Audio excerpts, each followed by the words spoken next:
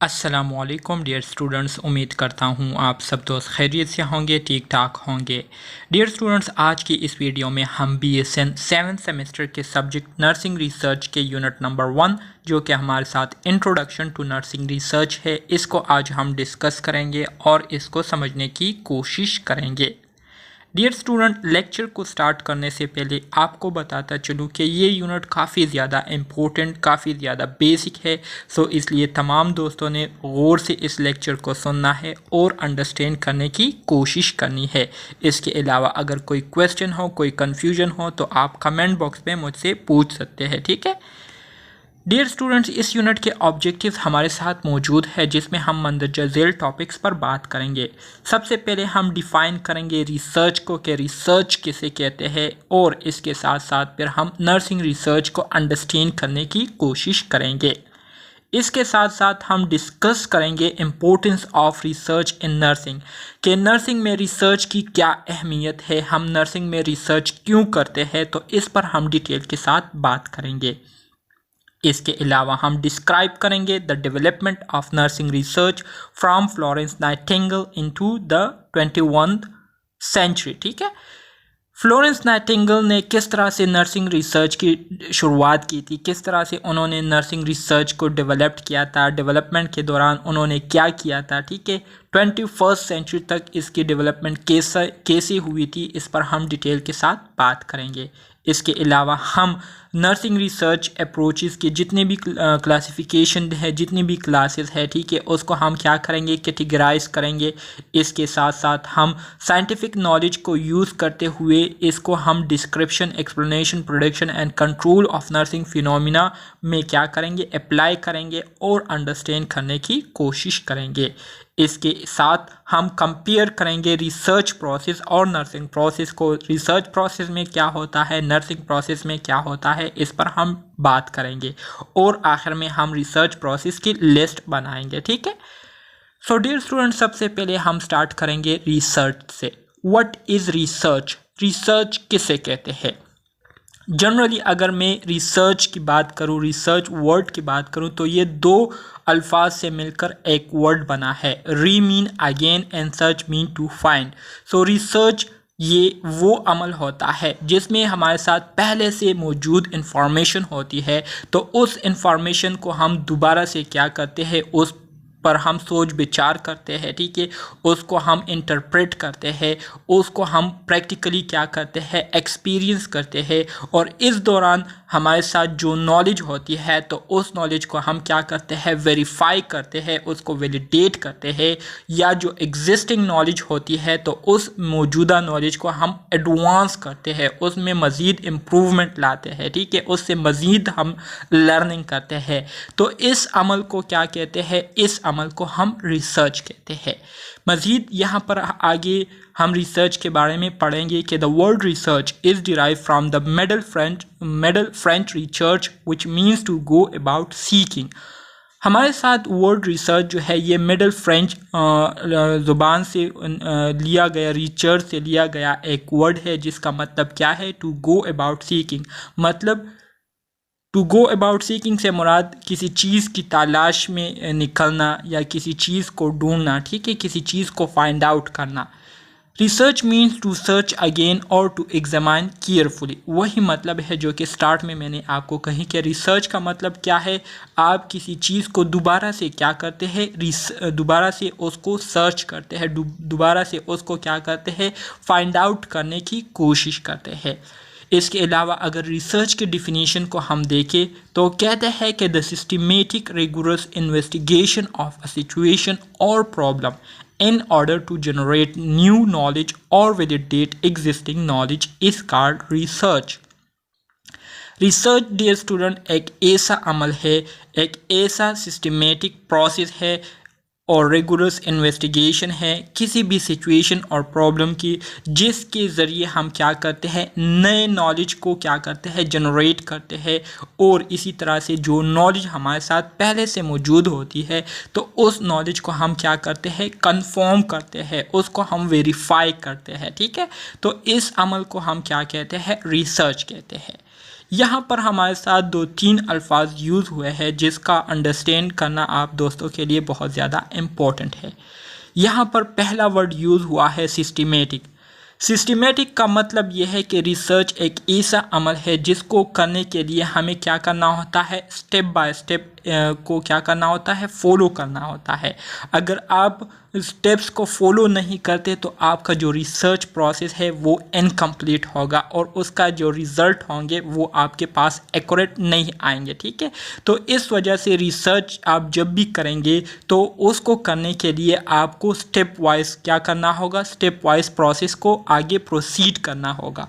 इसके अलावा आप जिस सिचुएशन के हवाले से या जिस प्रॉब्लम के बारे में रिसर्च कर रहे हैं तो उस प्रॉब्लम या उस सिचुएशन को आपने रेगुलर इन्वेस्टिगेशन करनी होगी। उस प्रॉब्लम या उस सिचुएशन की आपने रेगुलर इन्वेस्टिगेशन से मुराद ये है कि उस पर आपने गौर से जो है उस पर आपने क्या करनी है, सोच विचार करनी है, उस पर आपने एनालिसिस करनी है, उस पर आपने जो है इंटरप्रिटेशन करनी है कि जो सिचुएशन आप फेस कर रहे हैं या जिस प्रॉब्लम को आप डील कर रहे हैं इस प्रॉब्लम में असल में क्या किस चीज़ पर बात हो रही है या किस चीज़ पर जो है मसला जो है वो बना हुआ है।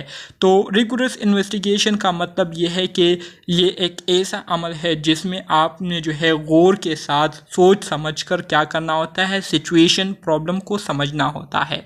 जब आप सिचुएशन प्रॉब्लम को समझेंगे तो इसी तरह से फिर आपके जहन में नए नए नॉलेज या नए नए आइडियाज़ जो है वो जनरेट होंगे और इसी तरह से जो आपके पास पहले से मौजूद नॉलेज थी तो उसमें क्या आएगी, उसमें वेरिफिकेशन होगी, उसकी क्या होगी, उसकी वैलिडेशन होगी। ठीक है, वैलिडेशन से मुराद ये है कि आप उसको फिर कंफर्म कर सकेंगे क्योंकि आपके पास जो नॉलेज मौजूद होती है तो उस पर आप जब रिसर्च करते हैं तो रिसर्च के दौरान उसी नॉलेज को आप क्या करते हैं, प्रैक्टिकली अप्लाई करते हैं, उस पर आप एक्सपेरिमेंट करते हैं और एक्सपेरिमेंट्स के बाद जो रिज़ल्ट जो आउटकम आपके पास आते हैं, ठीक है, तो उस आउटकम से फिर आपको पता चलता है कि जो बात की गई थी, मेरे पास जो नॉलेज थी तो वो बात ठीक है या नहीं।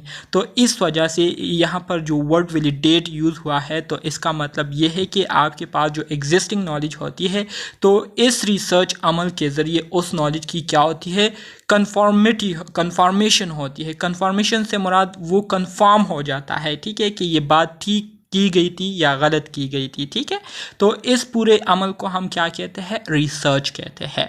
The ultimate goal of research is the development of a research body of knowledge for a discipline और profession such is nursing. Dear students, ये भी समझना और जानना बहुत ज़्यादा ज़रूरी है कि हम जो रिसर्च करते हैं तो रिसर्च करने का हमारा जो बुनियादी मकसद होता है वो यही होता है कि हम रिसर्च के ज़रिए ऐसी नॉलेज को क्रिएट करें, ऐसी नॉलेज को गेन करें, ऐसी नॉलेज को सीखें जिसके ज़रिए फिर हम आगे किसी भी किस्म का अगर कोई प्रोफेशन हो या कोई सिस्टम हो, ठीक है, या कोई भी इदारा हो तो उस नॉलेज को जो कि हमने रिसर्च के ज़रिए गेन किया होता है तो उस नॉलेज के बेस पर फिर हम अपने इदारे को, अपने प्रोफेशन को क्या कर सकते हो, मज़ीद इम्प्रूव कर सकते हो, मज़ीद उसमें बेहतरी ला सकते हो। ठीक है, सो रिसर्च का जो बुनियादी मकसद होता है वो यही होता है कि इसके ज़रिए हम किसी भी प्रोफेशन में बेहतरी लाने के लिए हम क्या करते हैं, इक़दामात करते हैं। नर्सिंग रिसर्च की अब हम बात करेंगे। रिसर्च को तो आप सब दोस्त जान गए, समझ गए कि रिसर्च किसे कहते हैं। अब हम बात करेंगे नर्सिंग रिसर्च की। Nursing research is a scientific process that validate and refine existing knowledge और generate new knowledge that will directly और indirectly influencing nursing practice. Nursing research ये भी हमारे साथ एक साइंटिफिक प्रोसेस है जिसमें हम क्या करते हैं, जिसमें हम पहले से मौजूद जो नॉलेज होती है हमारे साथ, जो इन्फॉर्मेशन होती है हमारे साथ, तो उस इन्फॉर्मेशन को हम वैलिडेट करते हैं और उसको हम दोबारा से रिफ़ाइन करते हैं, दोबारा से उसकी हम डिफिनीशन करते हैं। ठीक है, और इसी तरह से रिसर्च के दौरान हम क्या करते हैं, नए नॉलेज को गेन करते हैं एक्सपेरिमेंट्स के ज़रिए, ठीक है, प्रैक्टिस के ज़रिए। और जब हम इसको गेन कर लेते हैं तो ये नॉलेज जो है डायरेक्टली और इनडायरेक्टली हमारे जो नर्सिंग प्रैक्टिसेस होते हैं, हमारे जो नर्सिंग जितनी भी स्किल्स होते हैं तो तो उसको क्या करती है, असरअंदाज करती है। ठीक है, अगर हम नर्सिंग के हवाले से रिसर्च करते हैं तो रिसर्च के ज़रिए हमें बहुत सी ऐसी बातें मिलेंगी, बहुत सी ऐसी बातों के बारे में हमें जानने को मिलेगा जो कि हमें पहले पता नहीं थी। तो जब हम इसके बारे में जान लेते हैं तो जाहिर बात है इससे हमारा जो प्रैक्टिस होगा उसमें इम्प्रूवमेंट आएगी और इसी तरह से ओवरऑल नर्सिंग प्रैक्टिस क्या होगी, उसमें बेहतरी आएगी, उसमें एडवांसमेंट आएगी। ठीक है, तो इस पूरे प्रोसेस को हम क्या कहते हैं, नर्सिंग रिसर्च कहते हैं। ठीक है, research is a systematic inquiry that uses discipline method to answer questions and solve problem. Research जो है ये असल में हमारे साथ एक सिस्टमेटिक इंक्वायरी होती है। ठीक है, सिस्टमेटिक इंक्वायरी से मुराद ये है कि इसमें हम स्टेप बाय स्टेप चीज़ों की क्या करते हैं, इंक्वायरी करते हैं, चीज़ों के हवाले से हम डेटा कलेक्ट करते हैं और उसी डेटा को फिर हम क्या करते हैं, उसी डेटा को हम फिर यूज़ करते हैं मुख्तलिफ क्वेश्चन और प्रॉब्लम को सॉल्व करने के लिए और मुख्तलिफ क्वेश्चंस के आंसर देने के लिए। ठीक है, The goal of nursing research is to provide an empirical basis to guide nursing practice, what is referred to as evidence-based practice.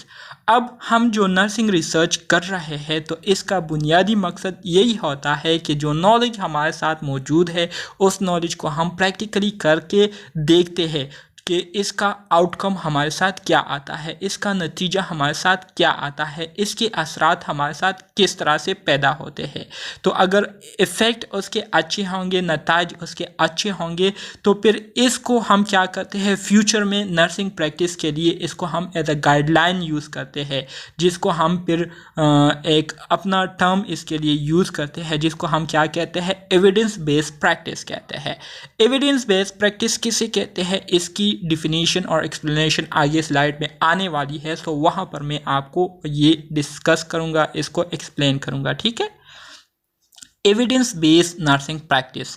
Evidence based nursing practice इस सेंटेंस की इस 2-3-4 वर्ड्स पर मुश्तमिल इस सेंटेंस की अगर मैं आपको आसान अल्फाज में मतलब बताऊं तो इसका मतलब ये है कि जब आप अपने नर्सिंग प्रोफेशन में जब आप पेशेंट को डील कर रहे होते हैं तो डीलिंग के दौरान आप उनके लिए हेल्थ से रिलेटेड जो डिसीजन लेते हैं या आप उनको जो है कोई ट्रीटमेंट देते हैं, कोई इंटरवेंशन आप उनको करते हैं, ठीक है, उनकी मैनेजमेंट करते हैं, तो जो डिसीजन आपने ली होती है या जो ट्रीटमेंट आपने अपने पेशेंट को दी तो आपके पास जो है एक प्रॉपर रीज़न होती है, आपके पास एक प्रॉपर जवाब होता है उसका कि आपने जो डिसीजन दी है पेशेंट के सेहत के हवाले से या उनको जो ट्रीटमेंट दी है तो ये क्यों दी है।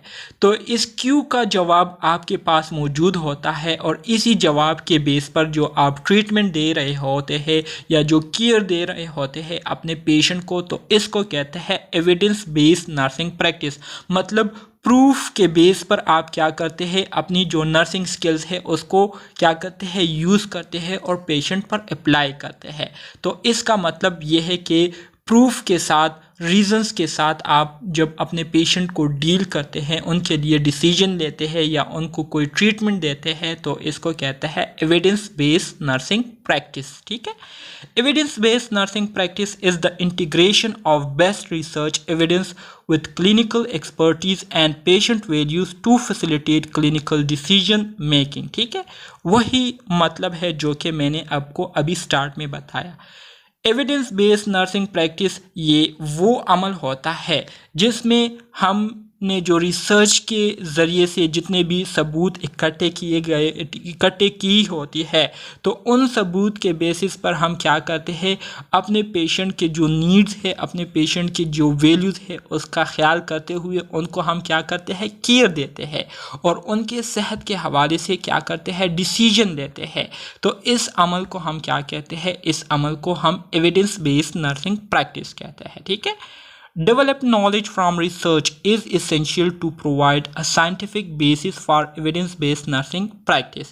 इसी तरह से जब हम रिसर्च कर रहे होते हैं तो इस रिसर्च से नॉलेज को गेन करना, इंफॉर्मेशन को हासिल करना, अंडरस्टैंडिंग करना, ये बहुत ही ज़रूरी होता है नर्सिस के लिए कि वो क्या करे, वो एक साइंटिफिक बेस जो है प्रोवाइड करे। जो भी वो काम कर रहे हैं तो उस काम के पीछे आपका साइंटिफिक बेस हो, आपके पास जो है साइंटिफिक रीज़न हो कि मैंने ये ट्रीटमेंट अपने पेशेंट को दी है या अपने पेशेंट की हेल्थ के लिए मैंने ये फैसला किया है तो ये इस वजह से किया है। ठीक है, आपके पास उसके रीज़न मौजूद हो। तो इसलिए बहुत ही ज़्यादा ज़रूरी है कि जब भी आप रिसर्च करें तो रिसर्च से आप जो है प्रॉपर नॉलेज को गेन करें, सीखें। ठीक है, nurses clearly identify the issue और problem based on accurate analysis for current nursing knowledge and practice. ठीक है, नर्सेस के पास जो करंट नॉलेज और प्रैक्टिस होती है तो इस करंट नॉलेज और practice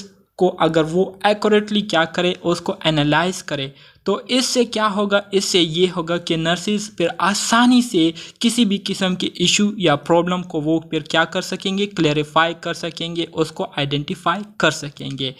30 to 45% of patient not receiving care according to scientific evidence. और इसी तरह से आजकल के दौर में भी तकरीबन 30 से लेकर 45% तक हमारे साथ ऐसे पेशेंट है जिनको जो केयर मिल रही होती है तो वो साइंटिफिक एविडेंस के बेस पर नहीं होती, बल्कि वो नर्सेज अपने आप से जो है क्या करते हैं, डिसीजन करते हैं और उनको ट्रीटमेंट देते हैं। साइंटिफिक रीज़न या साइंटिफिक कोई रेशनाल जो है उसके पीछे नहीं होते। ठीक है, nursing research priorities. Dear students, अब हम बात करेंगे नर्सिंग रिसर्च प्रायोरिटीज़ की। नर्सिंग रिसर्च प्रायोरिटीज़ से मुराद ये है कि जब भी हम नर्सिंग रिसर्च करते हैं तो नर्सिंग रिसर्च के दौरान कुछ ऐसी बातें होती है जिसको हम ज़्यादा अहमियत देते हैं। तो वो कौन सी बातें हैं जो कि हम नर्सिंग रिसर्च के दौरान उसको हम क्या करते हैं, टॉप पर रखते हैं, उसको हम सबसे ज़्यादा क्या करते हैं, कंसीडर करते हैं।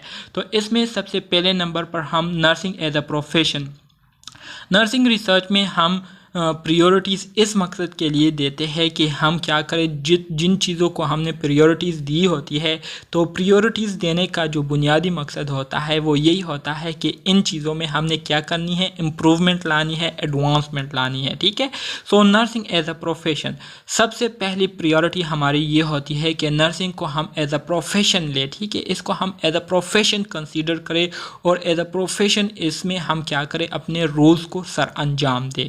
इसके अलावा नर्सिंग प्रैक्टिस, ज़ाहिरी बात है नर्सिंग रिसर्च कर रहे हैं तो नर्सिंग रिसर्च करने से हमें नए स्किल्स के बारे में पता चलेगा, हमारे पास न्यू आइडिया जो है वो आएंगे, न्यू नॉलेज हमारे पास आएगी। तो इससे क्या होगा, इससे जो नर्सिंग प्रैक्टिस है उसमें इम्प्रूवमेंट आएगी, उसमें बेहतरी आएगी, उसमें एडवांसमेंट आएगी। ठीक है, और तीसरा जो हमारे साथ प्रायोरिटी है वो है पेशेंट आउटकम। ज़ाहिरी बात है आप नर्सिंग प्लानिंग करते हैं, उसके बाद आप नर्सिंग इंटरवेंशन करते हैं। इंटरवेंशन से मुराद आपने जो प्लानिंग की होती है पेशेंट के केयर के हवाले से, उसको आप जब प्रैक्टिकली अप्लाई करते हैं पेशेंट पर तो ज़ाहिरी बात है उसके बाद फिर आपके पास उसके नतीजे भी जो है आते हैं, उसके आउटकम भी फिर आपको देखने होते हैं। तो तीसरे नंबर पर हमारे साथ नर्सिंग रिसर्च में जो हम प्रायोरिटाइज करते हैं वो है पेशेंट आउटकम, कि पेशेंट पर हमारे नर्सिंग प्रैक्टिस के क्या असरात मुरतब हुए हैं। तो हम फिर क्या करते हैं, पेशेंट के जो आउटकम है उसको हम क्या करते हैं, इवॉल्वेट करते हैं, उसको हम देखते हैं और जानने की कोशिश करते हैं कि आया हमारी नर्सिंग प्रैक्टिस से पेशेंट की जो हेल्थ स्टेटस है उसमें बेहतरी आई है या नहीं आई। ठीक है, तो इसको हम क्या करते हैं, देखते हैं नर्सिंग रिसर्च में। Nursing research evaluate and improve nursing care based on new and credible knowledge. Nursing research में हम क्या करते हैं, नर्सिंग रिसर्च में हम जितनी भी नर्सिंग केयर होती है तो उसकी हम इवॉल्वेशन करते हैं और उसको इम्प्रूव बनाने की कोशिश करते हैं, जो कि न्यू और क्रेडिबल नॉलेज के बेस पर हमारे साथ होती है। ठीक है, provide evidence on which to base our nursing care. इसी तरह से नर्सिंग रिसर्च जो है हमें क्या करती है, हमें एविडेंस प्रोवाइड करती है, हमें सबूत जो है प्रोवाइड करती है, जिसका बेस क्या होता है, जिसका जो बुनियाद होता है वो हमारी नर्सिंग केयर पर होती है। ठीक है, तो नर्सिंग केयर के हवाले से हमें प्रूफ जो है ये नर्सिंग रिसर्च प्रोवाइड करती है कि अगर आप इस तरह से केयर देंगे तो इसके जो सबूत है वो हमारे पास ये है, और इस तरह केयर देने से आपके पेशेंट की जो हेल्थ स्टेटस है उसमें इस तरह से बेहतरी आएगी। ठीक है, तो उसके हवाले से नर्सिंग रिसर्च हमें क्या करती है, प्रूफ्स प्रोवाइड करती है। इसी तरह से offer quality and cost containment practices. Nursing research से क्या होता है, नर्सिंग रिसर्च जब आप करते हैं तो जाहिर बात है आपको नए नए आइडियाज़ जो है सीखने को मिलते हैं, नए नए नॉलेज जो है आप गेन करते हैं। तो इससे आपकी जो प्रैक्टिस है उसकी क्वालिटी में भी क्या होता है, बहुत ज़्यादा बेहतरी आती है, और उसका जो कोस्ट कंटेनमेंट है वो भी क्या होता है, वो भी बहुत ज़्यादा बेहतर होता है। ठीक है, continuous growth of nursing profession. इसी तरह से जो नर्सिंग प्रोफेशन है उसमें मुसलसल नर्सिंग रिसर्च से क्या होती है, बेहतरी आती है, उसकी ग्रोथ होती है, उसमें डेवलपमेंट होती है। Help nursing to achieve its own professional identity. और इसी तरह से नर्सिंग की जो है इसकी क्या करती है, मदद करती है। किस तरह से मदद करती है, जब आप नर्सिंग रिसर्च करेंगे तो आपको नए नए सीखने को मिलेगा। ठीक है, नए नए आपको बातें जानने को मिलेगी। तो इसी तरह से जो इन्फॉर्मेशन आप गेन कर लेते हैं उसके मुताबिक जब आप नर्सिंग प्रैक्टिस करेंगे तो उसके जो असरात होंगे वो बहुत ज़्यादा पॉजिटिव होंगे, बहुत फ्रूटफुल होंगे, लोगों की जो हेल्थ रिक्वायरमेंट है वो पूरी होगी। तो इससे ये होगा कि लोग फिर आप पर ट्रस्ट ज़्यादा करेंगे, लोग फिर आपकी जो प्रैक्टिस है, आपकी जो स्किल्स है उसको मानेंगे, उसको एक्सेप्ट करेंगे, और इसी तरह से आपका एक शनाख्त बनेगा, आपकी जो है एक आइडेंटिटी बनेगी। तो इस सेंटेंस का मतलब ये है कि जो नर्सिंग रिसर्च है ये नर्सिंग फील्ड की बहुत ज़्यादा मदद करती है कि वो नर्सिंग फील्ड में मौजूद जो नर्सेस होते हैं वो अपनी एक शनाख्त बनाए, अपनी एक आइडेंटिटी बनाए, किसके ज़रिए, इफ़ेक्टिव स्किल्स परफॉर्म करने के ज़रिए। ठीक है, help to identify the boundaries of nursing. और इसी तरह से नर्सिंग रिसर्च जो है ये हमें नर्सिंग की जो बाउंड्रीज है उसको आइडेंटिफाई करने में भी बहुत ज़्यादा हेल्पफुल जो है वो साबित होती है। Defines the parameter of nursing. और इसी तरह से नर्सिंग के जितने भी पैरामीटर्स है, जितने भी फैक्टर्स है, उसके हवाले से हमें नॉलेज प्रोवाइड करती है nursing research. Historical development of nursing research. अब नर्सिंग रिसर्च की शुरुआत किस तरह से हुई थी, तो इसके हवाले से कुछ हिस्ट्री है, कुछ तारीख़ है, उसके बारे में अब हम बात करेंगे। Nursing research begin with Florence Nightingale और 180 ईयर्स अगो। नर्सिंग रिसर्च की जो शुरुआत है वो फ्लोरेंस नाइटिंगेल के साथ हुई थी। तकरीबन 180 साल पहले फ्लोरेंस नाइटिंगेल जब नर्सिंग पर काम कर रही थी तो इस दौरान उन्होंने जो है नर्सिंग रिसर्च की शुरुआत की। ठीक है, notes of nursing 1859 describe her initial research activities which looked at the importance of environment in promoting physical and mental wellbeing. 1859 में नर्सिंग पर जो नोट्स लिखे गए थे तो उन नोट्स के हवाले से जो फ्लोरेंस नाइटिंगेल ने रिसर्च पर जो काम किए थे तो उसमें हमें ये पता चलता है कि फ्लोरेंस नाइटिंगेल ने सबसे पहले एनवायरनमेंट पर जो काम किया था तो उस एनवायरनमेंट में जो है उन्होंने कुछ ऐसे फैक्टर्स को हाईलाइट किए थे जिसके ज़रिए जो हमारे फिज़िकल और मेंटल स्टेटस है उसको हम क्या कर सकते हैं, प्रोमोट कर सकते हैं, उसको हम बेहतर से बेहतर बना सकते हैं। अब वो कौन से फैक्टर है जो कि फ्लोरेंस नाइटिंगेल ने एनवायरनमेंट में क्या किए थे, आइडेंटिफाई किए थे, वो हमारे साथ पहले नंबर पर वेंटिलेशन था, दूसरे नंबर पर हमारे साथ क्लीनलीनेस है। ठीक है, इसके अलावा purity of water and diet. ये 4 फैक्टर्स अगर हम अपने माहौल में प्रॉपर तरीके से अपने लोगों को प्रोवाइड करें, ठीक है, अपने लोगों को जो है इसकी फराहमी जो है वो यकीनी बनाए तो उनकी जो हेल्थ स्टेटस है, उनकी जो फिज़िकल और मेंटल स्टेटस है उसमें यकीनी तौर पर बहुत ज़्यादा बेहतरी आपको देखने को मिलेगी। She collected the data of morbidity and mortality from Crimean War. As a result, military was able to provide intervention like enough food, clear quarter for the sick, appropriate medical treatment, testing public water, improve sanitation, and preventing starvation.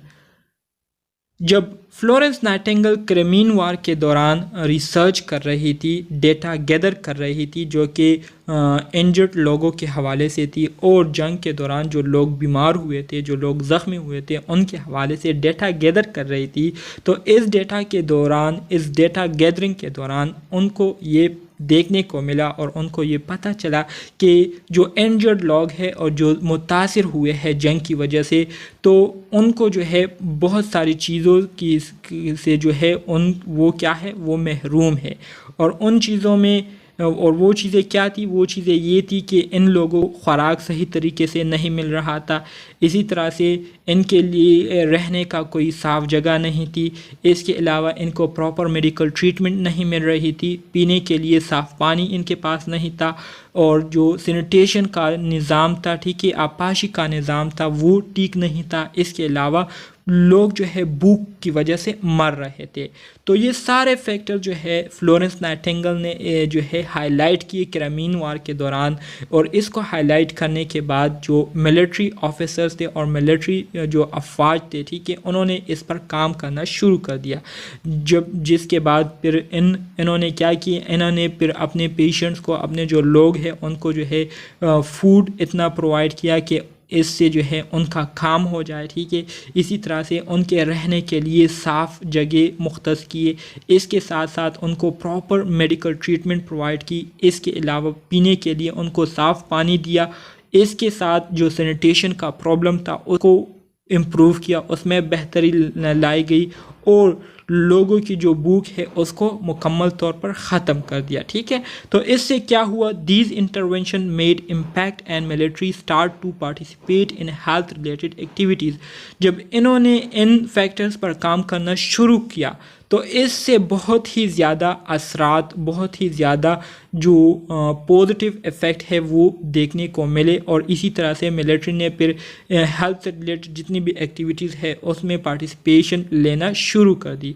जिससे क्या हुआ, जिससे ये हुआ कि mortality reduce from 43 to 2%। जो अमवात का शरह था वो 43% से कम होकर 2% तक आ गई, ठीक है। मतलब इससे पहले, इस काम को करने से पहले लोगों की जो अमवात की शरह थी वो 43% थी, ठीक है। 43% लोग जो है इन वजूहात की वजह से मरते थे। जब इन वजूहात पर, इन फैक्टर्स पर काबू पा लिया गया तो इसकी जो अमवात की जो शरह थी 43% से कम होकर 2% तक आ गई, ठीक है। इन 1859 फिर 1859 में Florence Nightingale study aspect of the environment, उन्होंने क्या किए थे, एनवायरनमेंट के जो फैक्टर है उसको स्टडी किए, जिसमें उन्होंने वेंटिलेशन पर स्टडी की थी, क्लीनलीनेस पर उन्होंने जो है बात की थी, प्योरिटी ऑफ वाटर पर बात की थी, एंड डाइट पर बात की थी, to determine the influence on patient health. और इसको जब उन्होंने स्टडी किया तो स्टडी करने के बाद इनको ये पता चली कि ये 4 चीज़ें जो है किसी भी पेशेंट की जो सेहत है उसको बहुत ज़्यादा मुतासिर करती है। अब अगर हम इन 4 चीज़ों को क्या करें, इसको हम प्रॉपर तरीके से अपने पेशेंट को प्रोवाइड करें, ठीक तरीके से इसकी फराहमी हम अपने पेशेंट को दें, तो इससे पेशेंट की जो सेहत है उस पर पॉजिटिव असरात पड़ेंगे। अगर नहीं देंगे तो पेशेंट जो है वो नेगेटिविटी की तरफ जाएगा, उसकी जो सेहत है वो डे बाय डे क्या होगी, ख़राब होगी। ड्यूरिंग द क्रिमीन वार, जो कि अक्टूबर 1853 से लेकर फरवरी 1856 तक थी, हर research related to death and disability among the soldier result an amazing decrease in the mortality rate from 43 to 2%। अब क्रिमीन वार के दौरान फ्लोरेंस नाइटिंगेल इन्हीं बातों पर क्या कर रही थी, रिसर्च कर रही थी, और रिसर्च करते करते उन्होंने इन फैक्टर्स को क्या किया, इम्प्रूव किया। जब इन फैक्टर को इन्होंने इम्प्रूव किया तो इससे ये हुआ कि जो अमवात की शरह थी उसमें 43% से कमी होकर 2% तक आ गई, ठीक है। मतलब अमवात की जो शरह है उसमें बहुत ज़्यादा कमी आ गई। फिर इसी तरह से 1930 से लेकर 1940 तक the focus was on nursing education. Nursing education पर सारा फोकस दिया गया, ठीक है। नर्सिंग एजुकेशन के हवाले से जो है इकदामात किए गए। फिर इसी तरह से 1950 से लेकर 1960 तक जो सारा फोकस था वो नर्सिस पर और नर्सिंग रोल पर दिया गया कि नर्सिस जो है वो किस तरह से अपने आप को बेहतर बना सकते हैं, और नर्सिस के जो रोल है उसको क्या किया गया, उसको हाईलाइट किया गया। नर्सिस को उनकी जिम्मेदारियां जो है उसके हवाले से उनको बताया गया, उनको जो है इन्फॉर्म किया गया।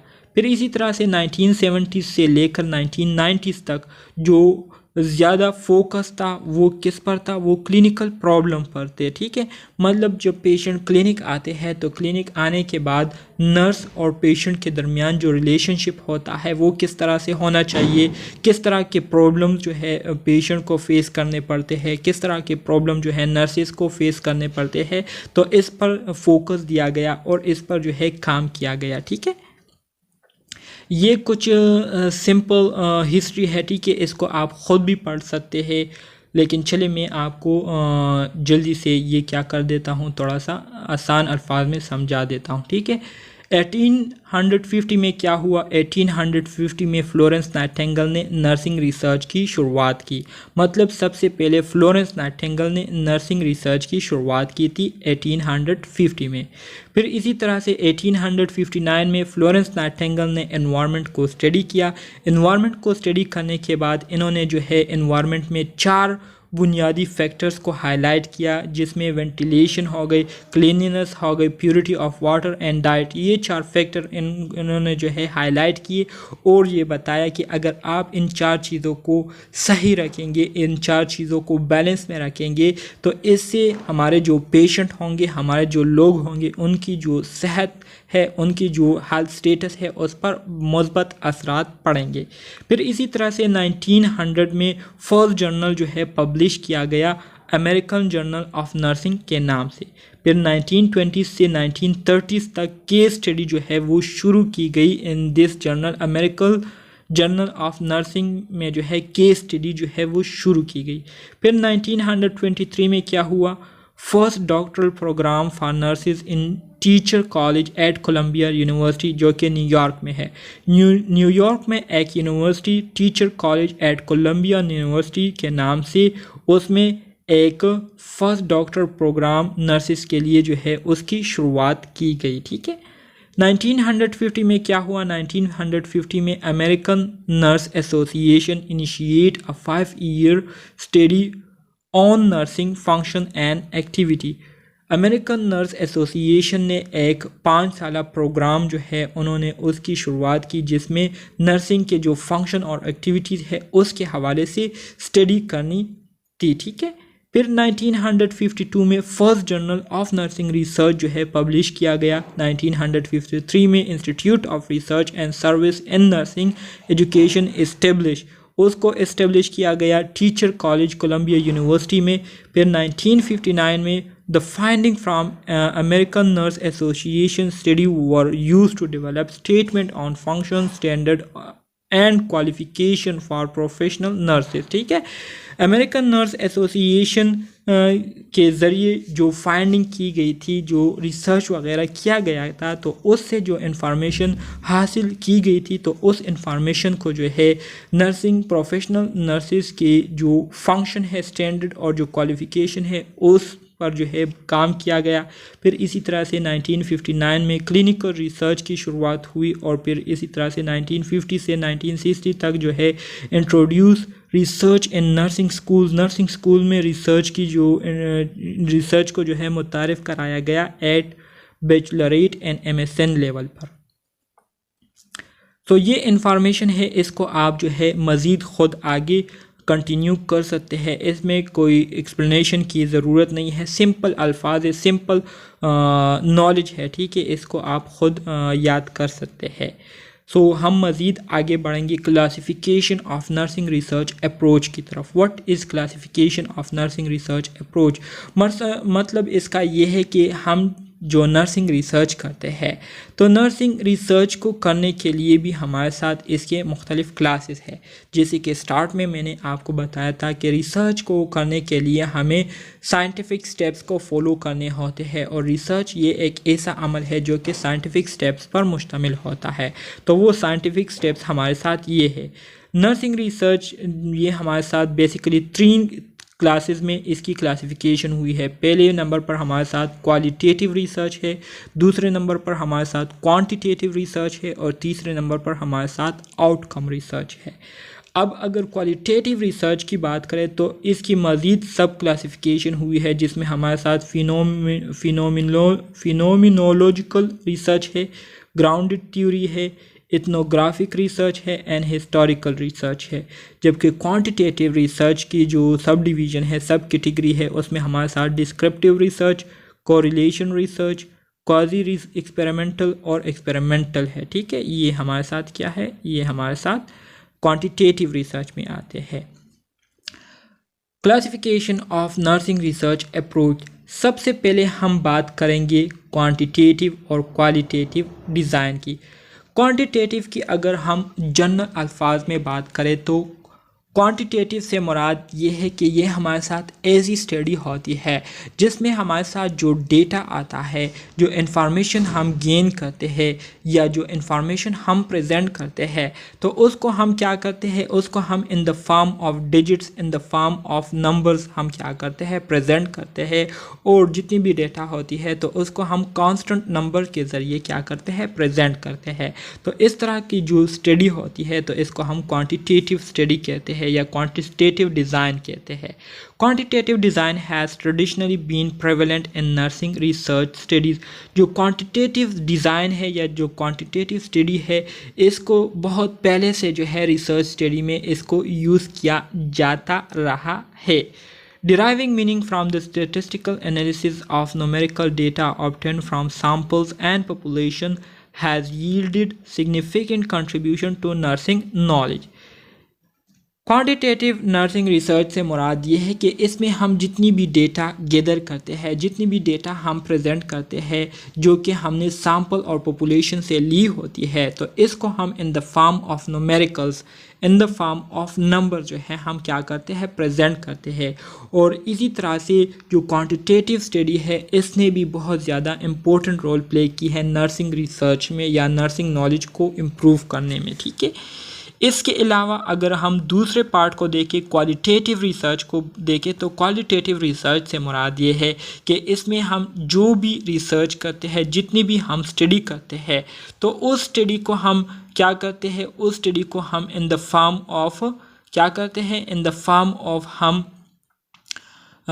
मुख्तलिफ कैटेगरी, मुख्तलिफ वेरिएबल के बेस पर हम क्या करते हैं, उसको हम प्रेजेंट करते हैं। ठीक है, और इसी तरह से उसकी हम क्या करते हैं, कंपैरिजन करते हैं मुख्तलिफ चीज़ों के साथ।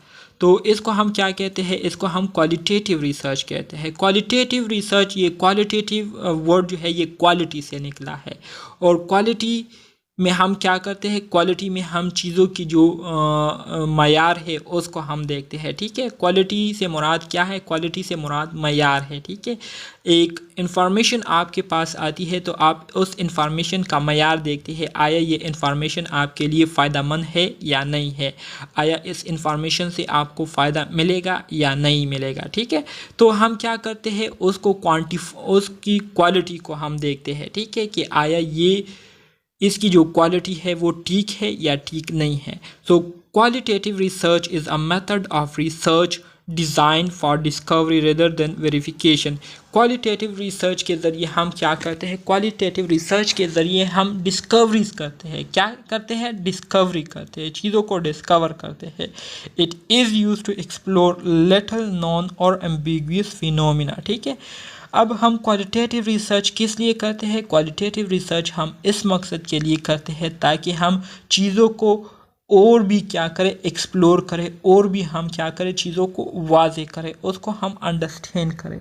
इसी तरह से डियर स्टूडेंट, जब हम क्वालिटेटिव रिसर्च करते हैं तो क्वालिटेटिव रिसर्च में हम जो क्वेश्चन करते हैं वो इस तरह के करते हैं कि हम किसी चीज़ की जो नेचर है उसके बारे में करते हैं कि इस चीज़ की जो नेचर है वो क्या है, किस तरह से ये काम करती है। ठीक है, किस चीज़ की तरह से ये दिखती है या काम करती है, और इसको हम किस तरह से बयान कर सकते हैं। तो इस तरह के क्वेश्चन हम क्वालिटेटिव रिसर्च में करते हैं। Qualitative research focuses on what is their nature. जिस चीज़ को हम स्टडी कर रहे हैं तो उसकी नेचर क्या है, व्हाट आर दे लाइक, ये किस चीज़ की तरह से दिखती है या किस चीज़ की तरह से ये काम करती है। How can they be describe, इसको हम किस तरह से बयान कर सकते हैं, डिस्क्राइब कर सकते हैं। It often involve the view और internal world of participants and include data generated through interview and focus group. ठीक है, अब हमारे साथ जो क्वालिटेटिव रिसर्च होती है, तो क्वालिटेटिव रिसर्च में हम किसी भी पार्टिसिपेंट की उनके जो अपने ज़ाती ख्यालात होते हैं, व्यूज़ होते हैं, या उनकी जो अपनी पर्सनल लाइफ होती है, तो उसकी पर्सनल लाइफ को भी हम क्या कर सकते हैं, उससे भी हम डेटा ले सकते हैं। या दूसरे तरीके जो कि हमारे साथ इंटरव्यू है या फोकस ग्रुप डिस्कशन है, तो इसके ज़रिए भी हम क्या करते हैं, क्वालिटेटिव रिसर्च के लिए डेटा गैदर कर सकते हैं। इसी तरह से जो क्वांटिटेटिव रिसर्च है, क्वांटिटेटिव रिसर्च में हम क्या करते हैं, क्वांटिटेटिव रिसर्च में हम फोकस करते हैं चीज़ों की तादाद पर कि हाउ मेनी आर देयर। अगर हम किसी चीज़ को स्टडी कर रहे हैं तो हम ये नहीं कहते कि ये कैसी है, ठीक है, या ये कैसे काम करती है, बल्कि हम ये देखते हैं कि इसकी तादाद कितनी है, कितनी तादाद में ये हमारे साथ मौजूद है। ठीक है, तो हाउ मेनी आर देयर, ये कितने हैं।